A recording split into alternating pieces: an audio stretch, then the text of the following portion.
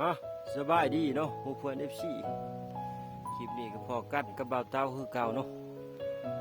มาแต่จอบแหวเช็ดลังเนาะทุกคนอยู่ลมบ่มีแนวถือเนาะวันนี้สิพาหมู่เพื่อน FC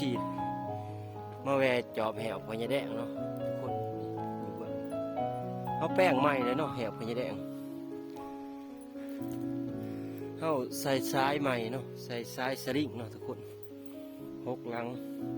แล้วเราก็เพียดตื่มเนาะเฮาว่าเฮาสิเฮ็ดตื่มลังหนึ่งอยู่นี่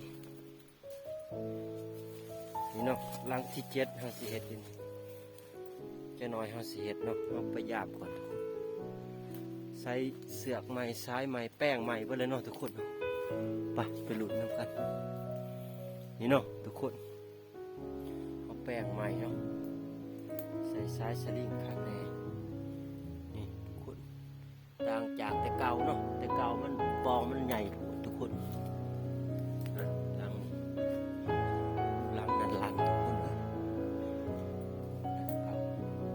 เก่าหลังก็แปลงใหม่ใส่เป็นสายสลิงหมดทุกคนเอามาตั้งแต่แหบตัวนั้นเนาะหลัง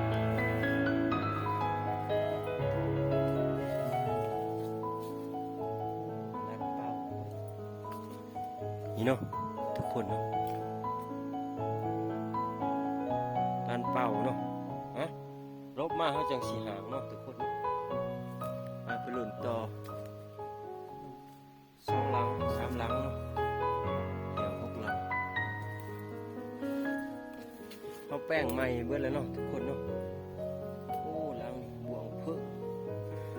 บวงดีทุกคนเลยโอ้ย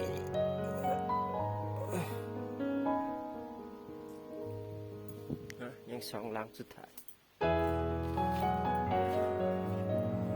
เวลาเนาะทุกคนยังเก่าแฟนใหม่นี่เนาะทุกคนเนาะต่างจากเก่าเนาะเอาพญาแดงมาเห็ดห่างๆใหม่แปลง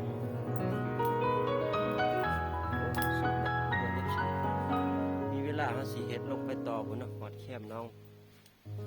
นี่เนาะ